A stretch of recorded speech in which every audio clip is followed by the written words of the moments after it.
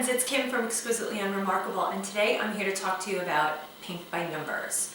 I started crafting with paint by numbers back in the summer, and I've since become addicted. It's a fabulous craft, it's a way to relax, it's foolproof results. There's tons of different things you can paint, from animals and florals to custom photos that you turn into a painting. But the biggest question I get from people about the process is, how do you stretch a canvas? And honestly, my answer is, I don't.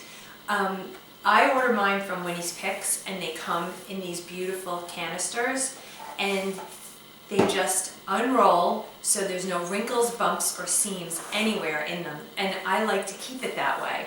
So what I do is, instead of stretching this canvas or trying to tape it to some piece of cardboard in some way, I go and I buy myself a larger canvas that's already been stretched. I get them either at Michael's or Hobby Lobby or Joann's.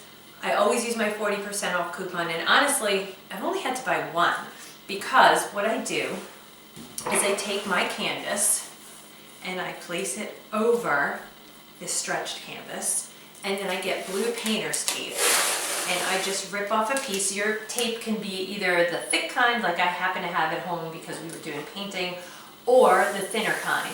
I lay half of the tape on the actual painting canvas, and the other half I lay down on my pre-stretched canvas, and then I just tape it down. And then I do the same on the bottom with a nice big piece of tape. And I pull it a little taut to make sure there's no wrinkles, no bumps, no lumps, nothing that's going to get in the way of my brush stroke. I pick it up, I wrap the pieces around the side, and voila. Now, I have a stretched canvas. Of course, if you want to paint on a table or a flat surface, it gives you a nice taut background in which to do that. I prefer to paint on an actual easel, so I've picked myself up one of these cute little $9.99 numbers. I think you can get them anywhere from, again, any one of those craft stores or Amazon, and it's tabletop. It collapses and folds away, and I just place my canvas on top of the easel, and then I paint, and it's almost as if my canvas has been stretched.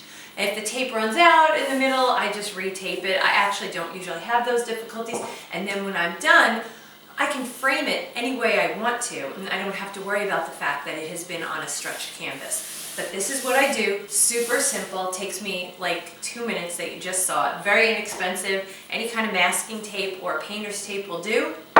And I hope that helps you out when you do your own paint by numbers.